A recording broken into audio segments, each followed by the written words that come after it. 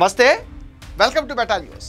ఇక మ్యాటర్లోకి వస్తే 2024 ఎన్నికల్లో కేవలం 11 సీట్లకే పరిమితమైన వైసీపీ ఆ పరాభవం నుంచి ఇంకా కోలుకోలేదు. ఎలాగైనా 2029లో జరిగే ఎన్నికల్లో అధికారంలోకి రావాలని ఉవ్వెళ్ళూరుతుంది. అందులో భాగంగా 2019 నుంచి తమకు అక్కరకు వచ్చిన ఫేక్ ప్రచారంపైనే ఎక్కువగా ఫోకస్ పెడుతున్నారు వైసీపీ నేతలు. సజ్జల, ఆయన తనయుడు భార్గవరెడ్డి, వైసీపీకి అండదండలుగా ఉన్న పేటీఎం బ్యాచ్, జగన్ అనుకూల జర్నలిస్టులతో కలిసి పక్కాగా ఒక స్కెచ్ను రూపొందించినట్టుగా తెలుస్తుంది. వచ్చే ఎన్నికల్లో అధికారంలోకి వచ్చేందుకు కష్టపడుతున్న వైసీపీ నాయకులు సోషల్ మీడియాను గట్టిగా వాడేందుకు ఇప్పటి నుంచే ప్రయత్నాలు కూడా మొదలుపెట్టారు. 2014 తర్వాత సోషల్ మీడియా విషయంలో వైసీపీ నేతల దూకుడు అప్పట్లో టీడీపీని బాగా ఇబ్బంది పెట్టింది. టీడీపీ నేతల సోషల్ మీడియా యాంగిల్స్ నుంచి వచ్చే ఏ పోస్ట్ని వదలకుండా పరిశీలించి లెక్కకు మిక్కిలి కేసులు బుక్ చేసేవారు. టీడీపీ సానుభూతి పరుల ఫోన్లను కూడా ట్యాప్ చేశారని ఇటీవల తెలంగాణలో బట్టబయలైన ఫోన్ ట్యాపింగ్ వ్యవహారంతో వెల్లడైంది. 2019లో వైసీపీ అధికారంలోకి వచ్చిన తర్వాత సోషల్ మీడియాలో వైసీపీ ఎమ్మెల్యేలు వెనకబడ్డారు. వైసీపీ సోషల్ మీడియా ప్రజాప్రతినిధుల ఖాతాలను కూడా వైసీపీ అధిష్టానమే మెయింటైన్ చేయడంతో ఎమ్మెల్యేలు ఇబ్బంది పడ్డారు. తమ అభిప్రాయాలను సోషల్ మీడియాలో చెప్పేందుకు కూడా బాగా కష్టపడ్డారు. అయితే పార్టీ కోసం కష్టపడి ఆర్థికంగా నష్టపోయి ఇతర పార్టీల్లోకి వెళ్ళడానికి అవకాశం లేని నాయకులు వచ్చే ఎన్నికల్లో ఎలాగైనా గెలిచేందుకు సోషల్ మీడియాను బలంగా వాడుకునేందుకు సిద్ధమయ్యారు. ఈ తరుణంలో ఒకరిద్దరు మాజీ ఎంపీలు మీడియా రంగంలో పెట్టుబడులు పెట్టేందుకు రెడీ అయ్యారని తెలుస్తోంది. హైదరాబాద్ కేంద్రంగా యూట్యూబ్ ఛానల్తో పాటు సోషల్ మీడియా ఖాతాలపైన కూడా భారీగా ఖర్చు పెట్టేందుకు సిద్ధమైనట్టుగా తెలుస్తోంది. మాదాపూర్ ఇమేజ్ హాస్పిటల్ దగ్గర ఇప్పటికే కొన్ని ఛానల్స్ కూడా నడుస్తున్నాయి. గతంలో ఎన్టీవీలో కీలకంగా వ్యవహరించిన సీనియర్ జర్నలిస్ట్ ఆ తర్వాత సాక్షి మీడియాకు మారిపోయారు. ఆయన ఆ తర్వాత జగన్ మీడియా విషయంలో సలహాలు ఇచ్చేవారు. తర్వాత ఆయన సాక్షిలో ఉంటూనే జగన్ పర్యటనల్ని మేనేజ్ చేసేవారు.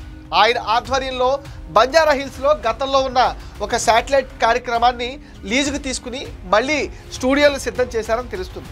ఇక్కడే యూట్యూబ్ ఛానల్తో పాటు వెబ్సైట్లు రూపొందిస్తున్నారు. వివిధ మీడియా సంస్థల్లో పనిచేసిన సిబ్బంది, సీనియర్ పాత్రికేయులు ఆయనకు చేదోడు వాదోడుగా నిలుస్తున్నారు. యూట్యూబ్ ఛానల్స్ నిర్వహించే కొందరు యువకులతో ఇటీవల ఇద్దరు మాజీ ఎంపీలు భేటీ అయినట్టుగా తెలిసింది. వాళ్లకు ఆర్థిక సహకారం అందించేందుకు కూడా వాళ్ళు సిద్ధమైపోయారు. మీడియా రంగంలో అనుభవం ఉన్న వాళ్లతో యూట్యూబ్ ఛానల్స్ ఓపెన్ చేయించి ఆర్థికంగా సహకారం అందిస్తున్నారు. 2014, 2019, 2024 ఎన్నికల్లో పార్టీకి సహకరించిన కొంతమంది జర్నలిస్టులతో ఇప్పటికే యూట్యూబ్ ఛానల్స్ ఓపెన్ చేయించారు. హైదరాబాద్లో తమ సన్నిహితుల ఇళ్లలోనే కార్యాలయాలను కూడా ఏర్పాటు చేయించారు. పార్టీ అధిష్టానంతో సంబంధం లేకుండా తమకు పాజిటివ్ వాతావరణం సృష్టించేందుకు ఆ ఇద్దరు మాజీ ఎంపీలు తీవ్రంగా కష్టపడుతున్నారు. వీరికి భారత రాష్ట్ర సమితి ఎమ్మెల్యేల నుంచి కూడా సహకారం ఉందని తెలుస్తోంది. జూబ్లీహిల్స్, మాదాపూర్, మియాపూర్ ప్రాంతాల్లో యూట్యూబ్ ఛానల్స్ నిర్వహించేందుకు ఆర్థికంగా ఆయా వ్యక్తులు ఇప్పటికే భారీగా సాయం అందిస్తున్నారు. ఈ యూట్యూబ్ ఛానల్స్ ద్వారా ఫేక్ ప్రచారం చేయడం, కూటమి ప్రభుత్వంలో జరిగే చిన్న చిన్న లోపాలను పెద్దవిగా చూపించడం చేయాలని వాళ్ళు నిర్ణయించారు.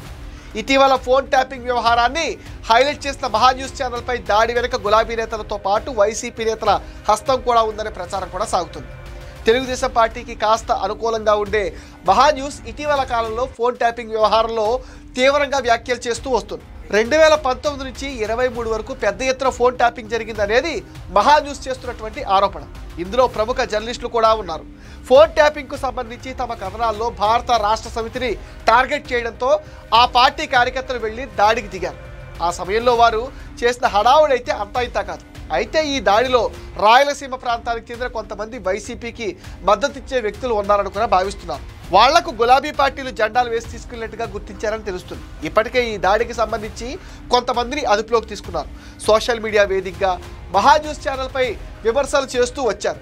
ఈ దాడి తర్వాత దాడిని సమర్థిస్తూ వైసీపీ సోషల్ మీడియా పోస్టు కూడా పెట్టింది. మహాన్యూస్ పై దాడి తర్వాత మరో 2 న్యూస్ ఛానల్స్ పై దాడి జరగడం ఖాయమని బీఆర్ఎస్ నేత జగదీశ్వర్ రెడ్డి ప్రకటిస్తే దానికి మాజీ మంత్రి వైసీపీ నేత అంబటి రాంబాబు కొనసాగింపుగా మాట్లాడడాన్ని ఉదాహరణగా చెప్తున్నారు. వైసీపీ బీఆర్ఎస్ మధ్య సంబంధం అందరికీ తెలిసిందే. రెండు పార్టీలు రాబోయే ఎన్నికల కోసం ఇప్పటి నుంచే పరస్పర సహకారంతో ముందుకెళ్తున్నాయనే చర్చ కూడా సాగుతుంది. తెలంగాణలో ఏది జరిగినా దానికి చంద్రబాబుని బూచిగా చూపించడం, తన అనుకూల మీడియా ద్వారా విష ప్రచారం చేయటం చేస్తున్నారు. రాబోయే రోజుల్లో YCP social media, YouTube channels ద్వారా మరింత ఫేక్ ప్రచారం చేయడం ఖాయంగా కనిపిస్తుంది. ఈ విషయంలో కూటమి ప్రభుత్వం, ముఖ్యంగా సీఎం చంద్రబాబు చాలా అప్రమత్తంగా ఉండాలని ఇంటెలిజెన్స్ వర్గాలు కూడా సూచించడం గమనార్హం. ఇది మెటా న్యూస్ అప్డేట్. ఈ వీడియో పైన మీ విలువైన ఒపీనియన్ కామెంట్ సెక్షన్లో పోస్ట్ చేయండి. మీరు ఇచ్చే కామెంట్స్తో మరిన్ని ఇంట్రెస్టింగ్ వీడియోస్ మీకు అందిస్తాం. అండ్ మీరేం చేయాలి మీకు తెలుసుగా, ఈ వీడియోస్ని లైక్ చేయండి, షేర్ చేయండి, మెటా న్యూస్ని సపోర్ట్ చేయండి, సబ్స్క్రైబ్ చేసేయండి.